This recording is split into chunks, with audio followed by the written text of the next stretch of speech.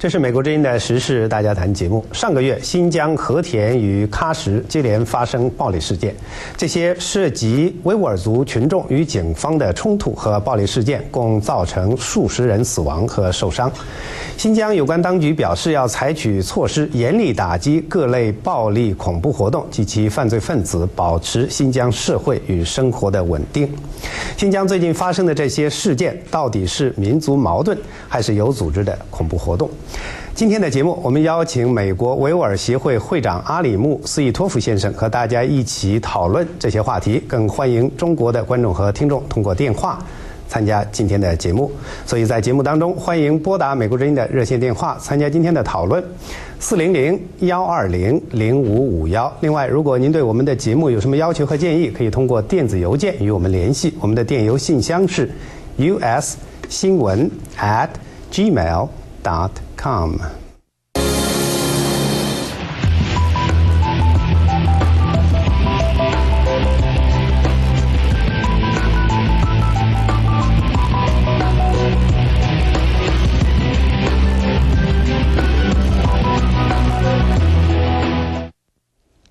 好，欢迎回到时事大家谈，阿里木，欢迎来时事大家谈。非常荣幸再次有机会上你们节目。刚才节目的时候一开始我们提到，就是现在是8月份了，应该是在上个月月初和将近月中或月底的时候呢，新疆的和田和喀什都发生了暴力事件。第一个问题，我想先问问您，就是喀什这次这个事件，你是怎么看的？到底是什么原因导致的喀什这场事件？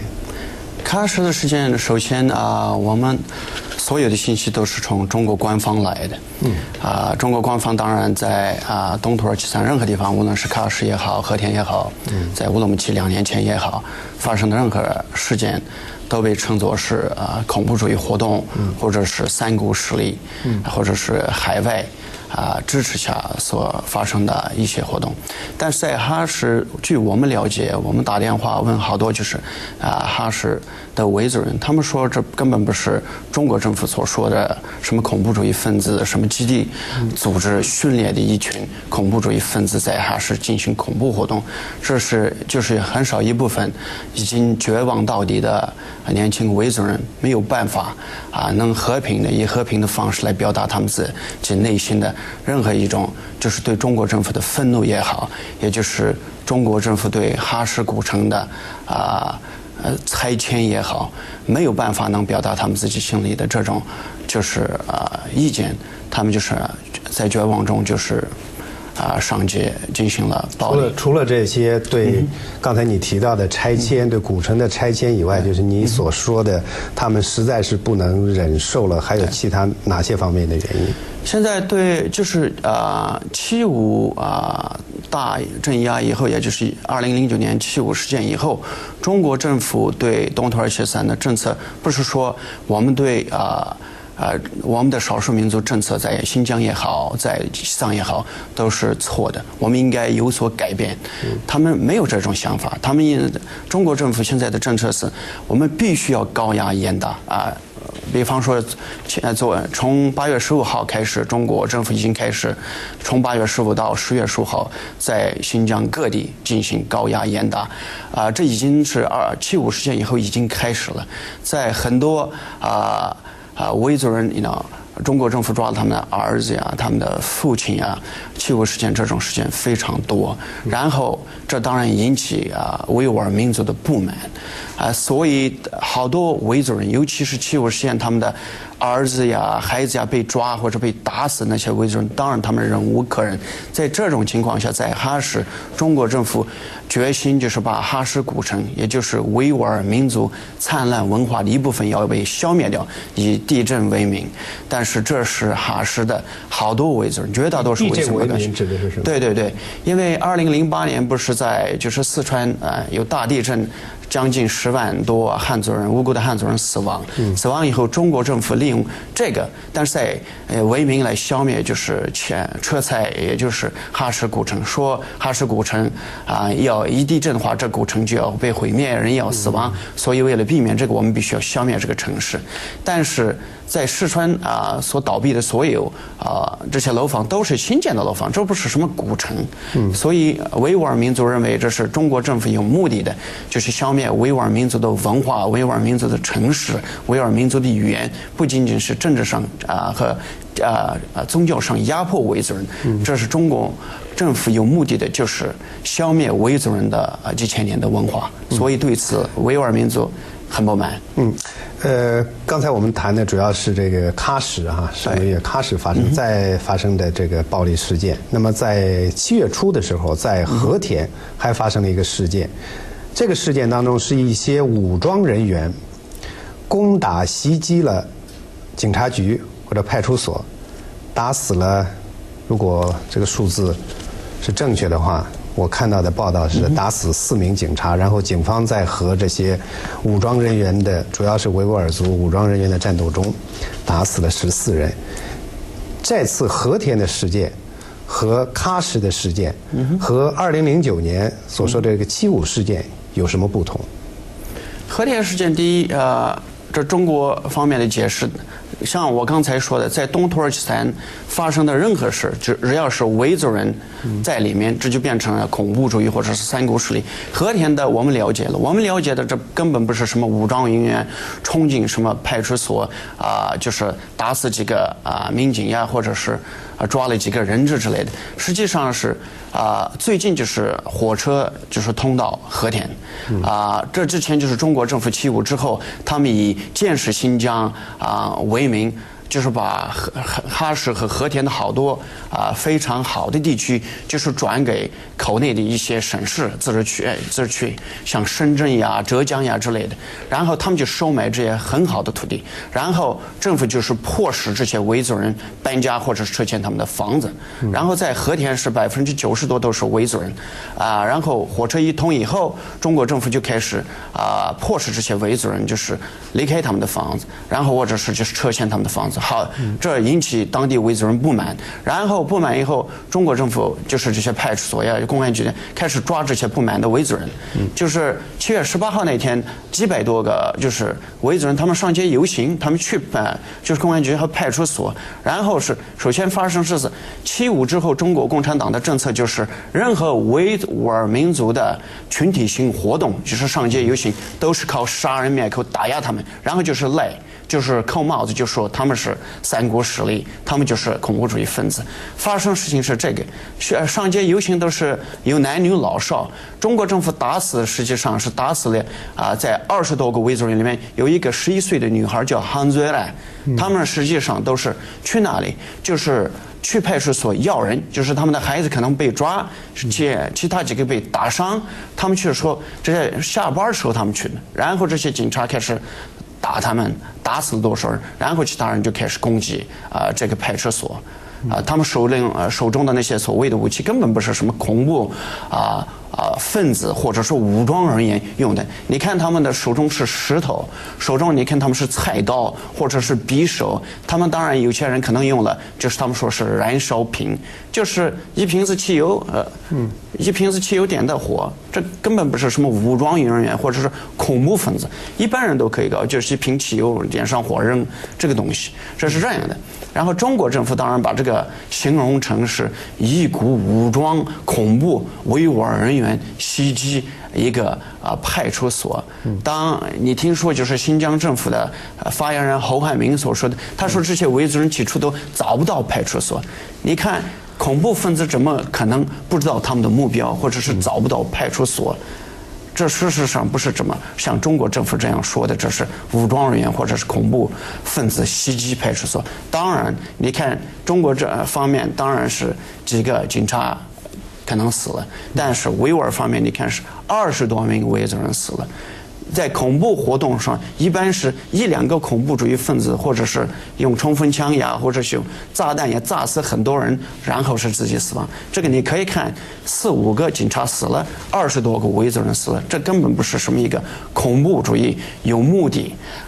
的有计划的一种向中国政府所表示的这种活动。当然，新疆发生了许多这样的暴力事件，在过去的这些年当中，如果要是再往更远处说的话，甚至在这个30几年前，也有过类似这样的一些暴力事件。当然，中国政府的官方的说法就是这是，和恐怖组织有关的一些恐怖活动，刚才你所谈的呢，这是当地的维吾尔族人对这个社会的对政府的一些政策的不满所造成的。那待会儿呢，我们这个节目会继续来讨论这个新疆的这些暴力事件到底是怎么一回事，到底是民族矛盾，还是像中国方面所说的是恐怖活动。好，这是美国之音的时事大家谈节目，我们正在讨论新疆最近发生的暴力事件是民族矛盾还是恐怖活动。欢迎拨打美国之音的热线电话参加节目，400-120-0551，400-120-0551。言论自由不可剥夺的权利，时事大家谈，畅所欲言的平台。有他们专政那些人吗？请问你赞不赞成？我们国家必须实现。还有这个新疆和西藏、内蒙古就更不用说了。但是我同意这个自治。请拨打美国之音热线电话400-120-0551，发出您的声音。另外，如果您对我们的节目有什么要求和建议，可以通过电子邮件与我们联系。我们的电邮信箱是 ussinwen@gmail.com。用 iPhone 随时随地收听收看 VOA。美国之音中文部正式推出 iPhone 中文新闻应用程序，请上 iTunes App Store 免费下载使用，搜索词 VOA 空一格 Chinese。应用程序名称 VOA News Chinese Edition。 美国之音 iPhone 中文新闻应用程序主要功能包括了可按类别检索最新的新闻报道消息，收听收看视频和音频节目，访问美国之音中文博客，为 VOA 提供新闻线索，包括文字、照片或录像的手机上传，书签功能、文章收藏和多媒体收藏，中文简体和繁体的转换。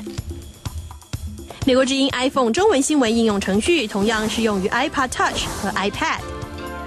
多媒体全方位体验 VOA。 欢迎您马上使用美国之音 iPhone 中文新闻应用程序。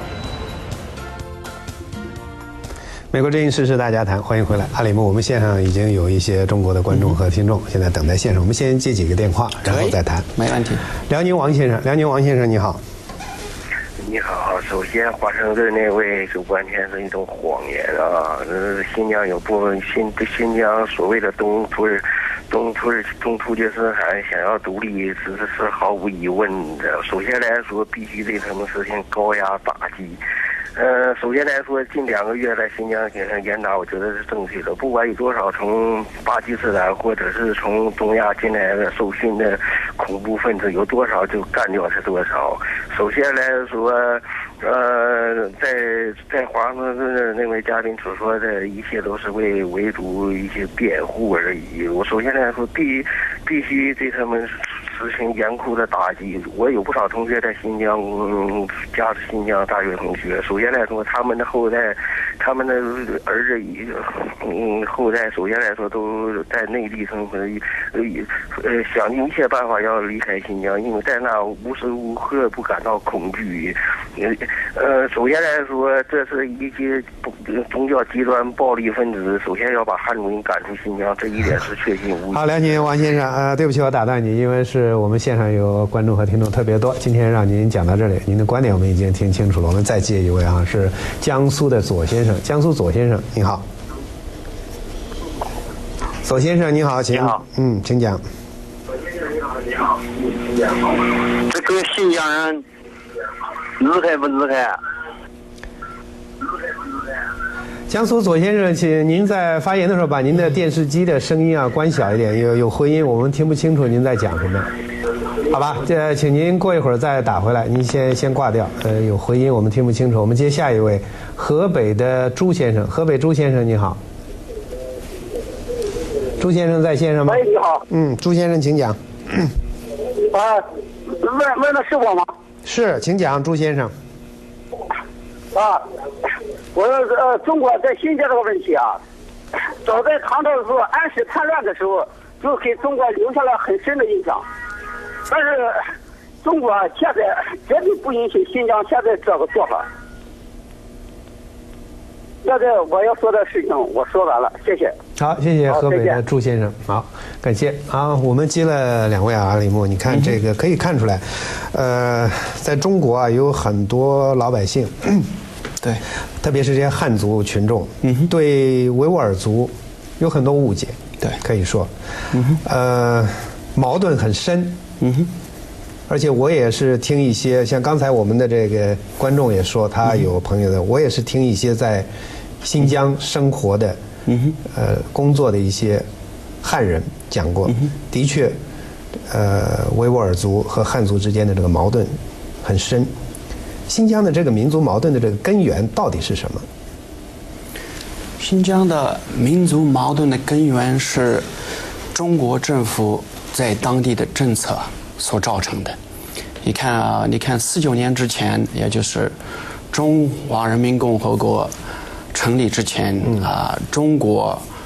的所谓的解放军侵占东土耳其斯坦之前，在我们东土耳其斯坦有很少的汉族人。49年以后，中国共产党的政策是移民殖民这块土地，就是把这块土地变成就是搞成中国的一部分。然后49年以后，49年之前才有3%到4%的汉族人，49年以后到现在是，可能是汉族人是多数，现在东土耳其斯坦，尽管是中国政府说是42%、43%。但是当然，49年以后，汉族人来到东土耳其斯坦，他们当然，要的土地是水的土地，资源是水的，水是水的，什么都是。他们当然要来，在中国武装部队的支持和拥护下，他们就是掠夺、抢维吾尔民族的土地和这些东西。阿里木，对不起，我打断你一下，就是刚才你谈的是在49年以后，对，中华人民共和国，也就是中国共产党的这个政权成立之后，你说是中国的军队进驻了新疆，就是你所说的叫东突厥斯坦。对，在49年之前，这个东突厥斯坦，存在这样一个国家吗？当然。从1944年到1949年1944年到1949年，对，东土耳其斯坦共和国成立了。但是因为苏联支持毛泽东，斯大林支持毛泽东，苏联军队支持中国共产党军队，就是来侵占东土耳其斯坦。所以苏联政府当时就是。那当时44年的时候，那个时候，共产党还没有进去，那时候有汉人吗？那个地方？那时候有一部分汉人，对，但是国民党的一部分军队和一部分做生意的汉族人，就很少一部分，所以只有20-30,000，就是250,000。那个时候新疆叫新疆省，对吗？但是国民政府讲是新疆省，但对于维族人来说，自古以来就是东土耳其斯坦。因为新疆这个民族新疆这个名字是汉语的。维吾尔民族住在那儿的，从来就没有人。显然这是新的疆土嘛，这是肯定是没有问题的。我一直想问的就是这样一个问题，阿里木，因为在这个节目一开始的时候，在一开始提到这个新疆的时候，你总是用的是东突厥斯坦。对。如果我们来看这个中国中国号称有几千年的历史。在这个中国的这个历史当中中国的疆土在扩大的时候，我的历史知识很少，但是呢，没关系。跟我的这个印象当中，就是中国的这个领土在历史上的几千年当中，领土扩大的时候，是因为中国汉族受到了外来民族，在过去主要是游牧民族，你比如说有满族，对，有蒙古族，对，他们在进行这样的领土扩张的时候，征服了中国，使得中国的这个疆土扩大了。那这个所谓东突厥斯坦这个国家在44年宣布，就是你刚才所说44年宣布之前，那个地方属于什么？44年宣布之前，当然像你说的，中国今天版图扩大是因为蒙古帝国也所谓的元朝和也就是满清帝国满族侵占中国。实际上，他们两个都是侵略者，他们都侵占了中国。但是现在中国历史说，好像他们都是中国的朝代，好像他们侵占的所有土地都应该是中国的一部分一样。他们是外来侵略者侵占了中国，当时也就是侵占了中国，汉族人根本没有执政，是满清和蒙古人。然后他们扩大了所谓中国今天的土地，他们两个都是帝国主义，他们就是侵占了别人的国家。然后，就是中国共产党搞的是把所有这些满清侵占的，或者是元朝侵占的，也就是蒙古侵占所有土地，都认为是中国的一部分，都应该是扩入今天中国版图的一部分。所以你看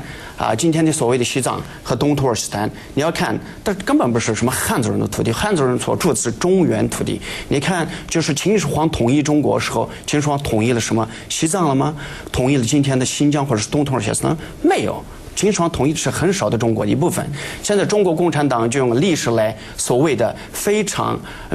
软弱的一种历史来就是在中国进行大规模就是头脑清洗。所以在中国人里面或者中国的平民里面，他们认为中国就这么大，新疆是中国的一部分，西藏是中国的一部分，内蒙古满洲国这都是中国的一部分，自古以来就是中国的一部分。但是这种满族人这个统治中国是有几百年的时间，对对，有300年左右。但是他们我们再来接一些电话，当然没问题。好。下一位是浙江的陈先生，浙江的陈先生你好。好，下一位辽宁的杨先生，辽宁杨先生你好。辽宁杨先生，杨先生请讲。听清楚了吧？听清楚了吧？听清楚，请讲。好，请讲。我认为新疆的矛盾，现在发生的官民冲突。应该是官民的矛盾，也不能说是民主矛盾，也不能说是恐怖主义的矛盾。为什么呢？就是我们内陆现在官民冲突也不少。我觉得这个嘉宾呢讲这个新疆是什么突厥斯坦这个共和国，这个因为我对这个历史不太了解，但是我有一部中华民国时期的地图。这个地图标的是蒙古和新疆、西藏都是中华民国的国土。现在我觉得说新疆现在的不能说是民主矛盾，也是说恐怖主义组织，这个我不太相信，因为恐怖主义组织他能拿这个刀拿一个说是燃烧瓶去搞恐怖去呢，是不可能的。好，感谢辽宁的杨先生。对不起，我打断你，因为我们现场还有很多观众啊，我们再继续接电话。四川的王先生，四川王先生你好。四川黄先生啊，黄先生你好。江苏赵先生，江苏赵先生你好。主持人好。请讲。我呢，现在就说中国呢，就是这个嘉宾呢一派谎言。我觉得他这个不了解情况。新疆是维吾尔族自治区，藏族、西藏藏族自治区，宁夏回族自治区。中国有很多少数民族自治区，如果按他这个说法，全部都要独立和分出去的吗？中国是56个民族，是一个大家庭。这个现在的矛盾是发展新疆过程中，由于这个方法不对，可能一些问题哈。绝对不是民族矛盾，我也不赞同，可能是恐怖，我也不赞同。但我认为这是中国发展过程中产生了一些问题。在海外，不要把问题都往中国那个执政这个头上推，好像什么民主啊，什么这个完全是胡说八道的。共产党执政是2000年中国的历史选择了共产党，而不是说共产党就要控制什么东西的，这个是不对的。共产党也犯了很多错误，但是他做的越来越好，他在改正他的错误，他在改正他不正当的或者不合理的一些政策。中国30年一直是发展的，共产党也是不断的完善的，中国人越来越自信的。好，感谢江苏的赵先生，您的观点我们已经听清楚了。让您讲到这儿，因为我们现场有很多观众和听众啊。刚才我们这其中一位观众就是讲到就是赵先生讲到说，他也不认为是民族矛盾，也不认为是恐怖主义，他就说这就是社会矛盾。您怎么看他的这些看法？我在这一点上我同意杨先生和赵先生的讲法，这里不是什么民族矛盾或者是恐怖主义。中华人民共和国的创始人毛泽东曾经说过，哪里有压迫，哪里就有反抗。中国共产党压迫维族人，维族人反抗；中国共产党压迫西藏人，西藏人反抗。我们刚听说，就是有一个西藏僧人，他就是自焚，对，他自焚就是死了。原因是什么？他为什么自焚要死亡？因为是中国共产党压迫西藏人。中国共产党压迫汉族人，汉族人也要反抗。我们看到了8964汉族学生在北京各大城市都有反对中国共产党的暴政。这里的矛盾当然不是维族人和汉族人的矛盾，这里的矛盾是中国共产党在东土耳其斯坦、在西藏和其他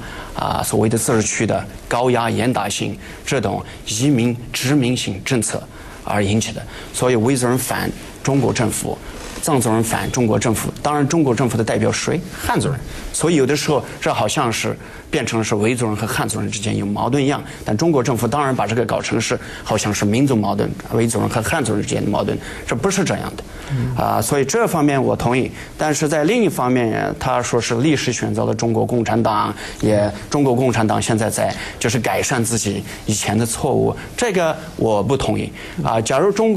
历史选择了中国共产党的话，让中国人民投票今天来选一个共产党或者是其他的党，然后中国人民选择了中国共产党的话，我们可以说历史选择了中国共产党。然后他说中国政府中国共产党变得越来越好，现在改善自己以前的错误呀之类的。但是在口内，在北京、上海，对汉族人在现在越来越好，汉族人的生活水平高，汉族人有很多自由，他可以出国旅游，他可以在美国之音可以批评中国共产党。但是作为维族人，这是作为藏族人，这是绝对不可能的，这更坏。现在情况下，现在我们看，就是这个周末在大连有几万个汉族人上街游行，中国政府枪杀他们了，打死他们没有？2008年3月10号，西藏人在拉萨上街游行，中国政府打杀他们。2009年7月5号，维族人拿着中国的国旗上街游行，他们被打杀变成了恐怖主义分子，是这么回事。所以好多汉族同志，他们不知道，他们不了解维吾尔族的情况，他们就认为中国共产党每天24小时新华社呀、CCTV 中央电视台呀播的中国共产党的这种优惠政策、那种优惠政策，维吾尔族中国共产党这么优待维族人和藏族人，怎么搞的这个民族，这个落后的民族还不感激我们中国共产党，不感激我们给他们带来的这么好的发展，这些呢？这不也另一个还不是什么发展问题？维吾尔民族从来不反对发展，我们拥护发展。但新疆的发展和西藏的发展，这根本不是为了维吾尔民族或者是西藏民族而带来的发展，这只是为了移民和就是掠夺当地的资源而带来的发展。你看新疆有这么多石油，这么多煤炭，这么多汽油，这么多各黄金这些资源，但是这些来的工厂全是汉族人，工人全是汉族人，不要当地的维族人，他们开采这些的，这么富裕的一个土地，但生活水平最低，没有工作，没有钱，没有前途的都是谁？维族人。他们在自己的土地也没有钱，也没有权，也没有任何能发表和平的方式发表他们内心的任何一种抱怨的这种权利。他们上街游行就变成恐怖主义，他们拿个小刀捅一个汉族人或者是一个警察，他就变成了基地组织训练的一个恐怖主义分子。这是中国政府就是这样宣传，中国政府就是这样在中国内进行政治洗脑，所以好多汉族人他们也没有办法每天看中央电视台，每天看新华社的报道，说这些极端分子打杀无辜的汉族人。当然，假如我是汉族人，我也不会高兴的。我认为这些维族人怎么搞的？他们在和田杀我们汉族人，在哈什杀我们汉族人。这西藏人怎么搞的？他们每2-3天在拉萨这个地方捅一个汉族人，他们的目的想干什么？想把我们汉族人赶出去吗？当然，作为一个汉族人，我会这么想。但作为一个维族人，你看。就是这不仅仅是中国政府、中国的武装力量，然后是来到我们东土耳其斯坦、西藏的移民，他们都歧视，他们都恨当地的民族。我们做了什么在东土耳其斯坦？我们把我们的土地给了汉族人，把我们的家园给了汉族人，我们的资源他们随便拿走，1分钱不给我们。然后我们的变成了一个贫穷落后、没有水平的一个民族。我们没有唯一的学校，我们没有唯一的大学，我们什么都没有。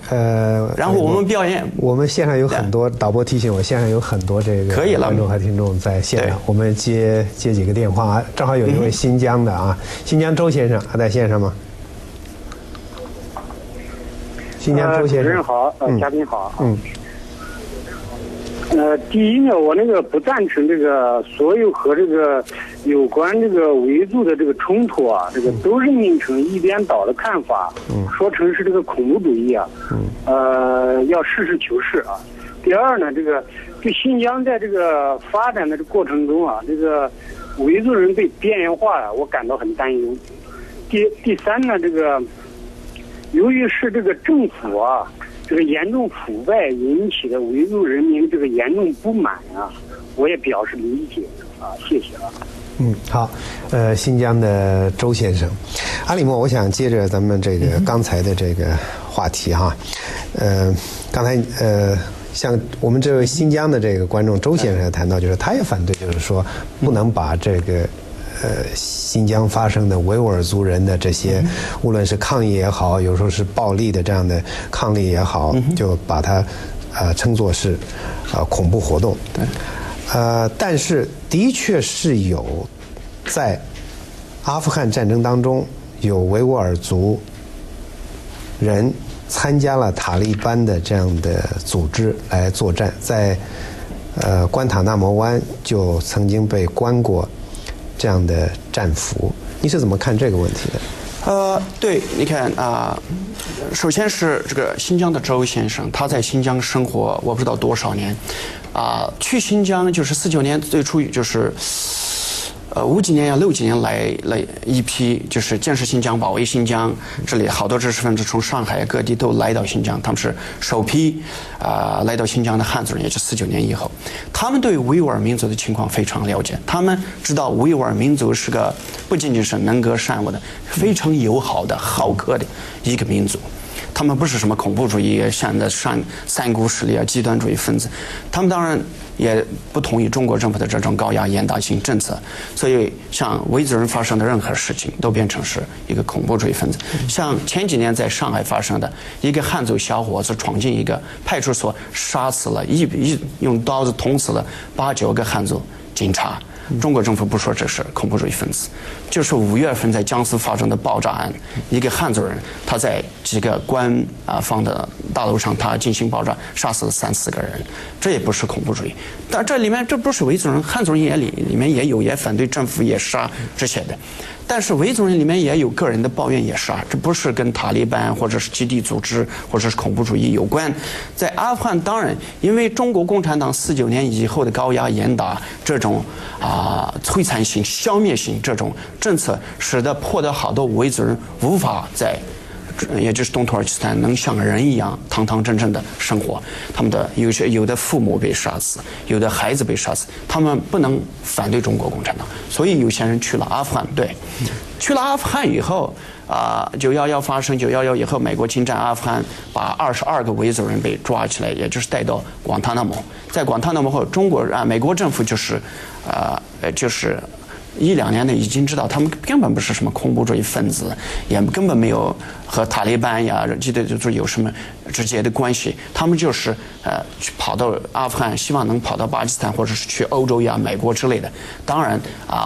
东土耳其斯坦的邻居是阿富汗、巴基斯坦，那有基地组织、有恐怖主义分子，那没有办法。所以美国政府已经决定他们不是恐怖主义分子，已经把17个已经分到其他的国家，现在有5个。美国政府希望他们能去另一个国家，但是不能把他们派到中国，因为中国把他们当成是恐怖主义分子，然后要把他们枪杀。所以美国政府希望能找到一个国家，让很多国家都害怕中国，所以他们不接受这些5个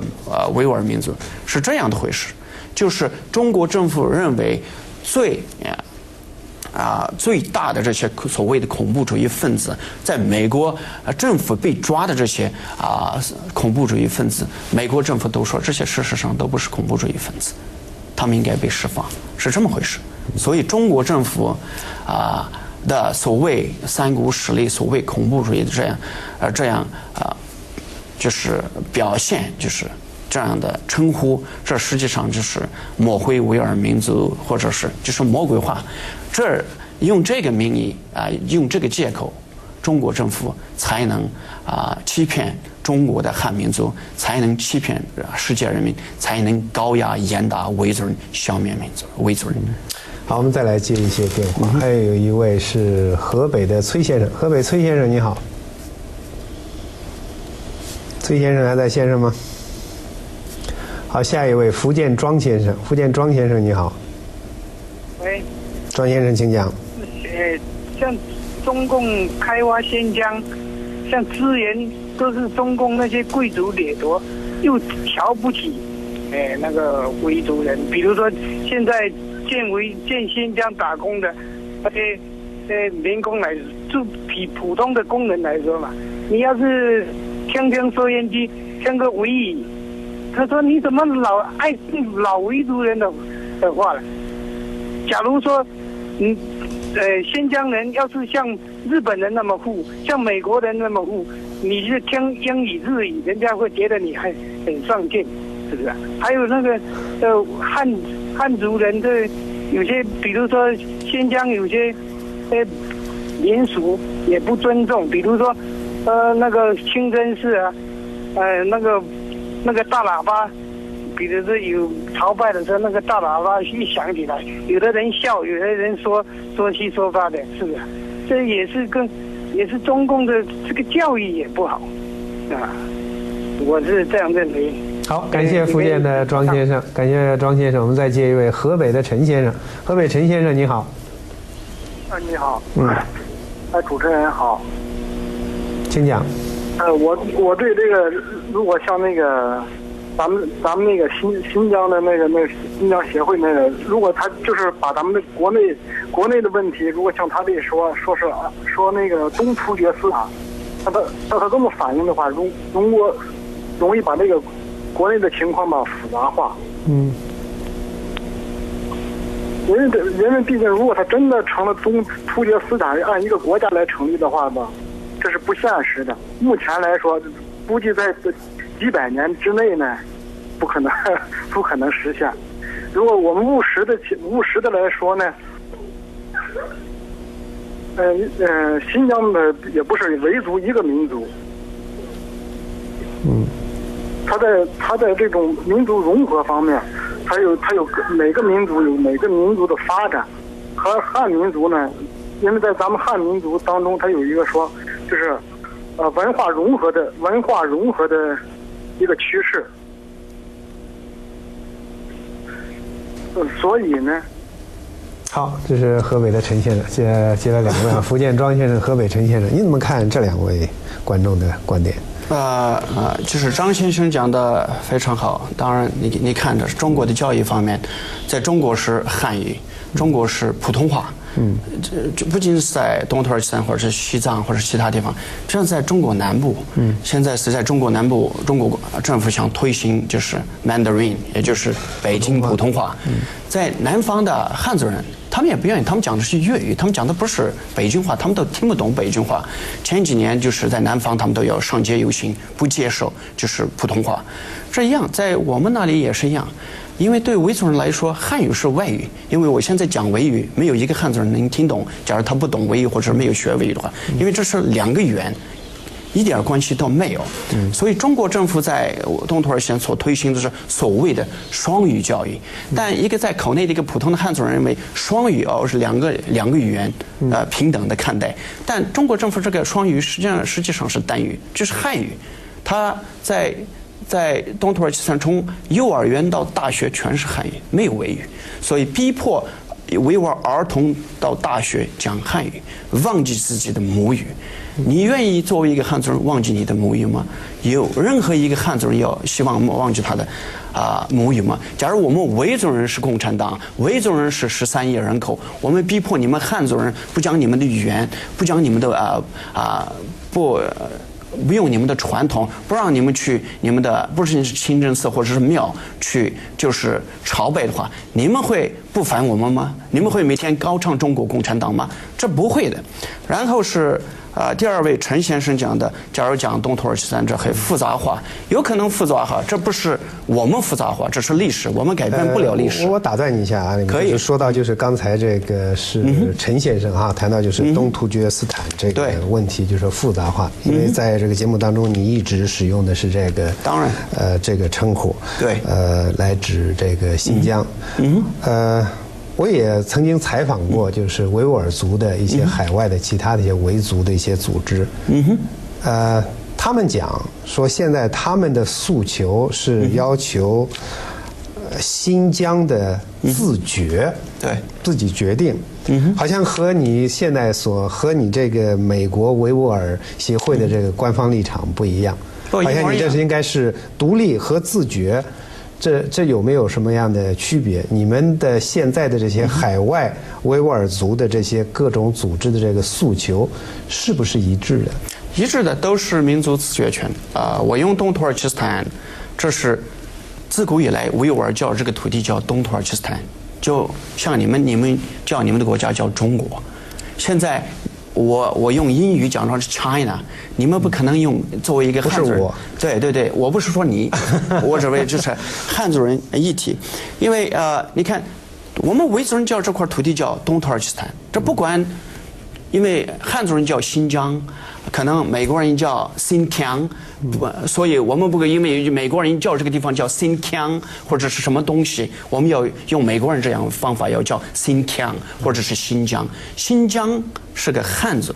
也就是满清帝国侵占以后改的名字，把东土耳其斯坦改成是新疆，也就是新的疆域，也就是新的殖民地。这是一个汉语的用的名字。然后新疆这个名称对我们来说是个耻辱，也就是这是新的疆域、新的殖民地，我们新侵占了你们的土地。对我们来说，用新疆这个名字，这是个耻辱。我们并不是新疆，所以我们用我们自己的名字东土耳其斯坦。这个当然不说明我们的立场是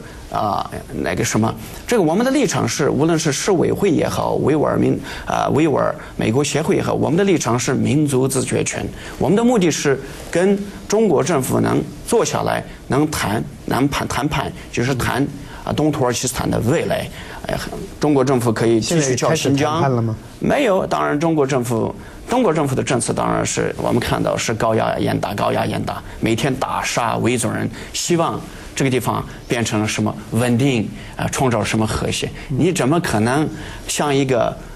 像当年的日本人侵占你们中国一样，每天都是军队在大街上，每天就是坦克、装甲车在加上。但是为什么中国政府和西藏流亡政府有谈判呢？现在没有，他们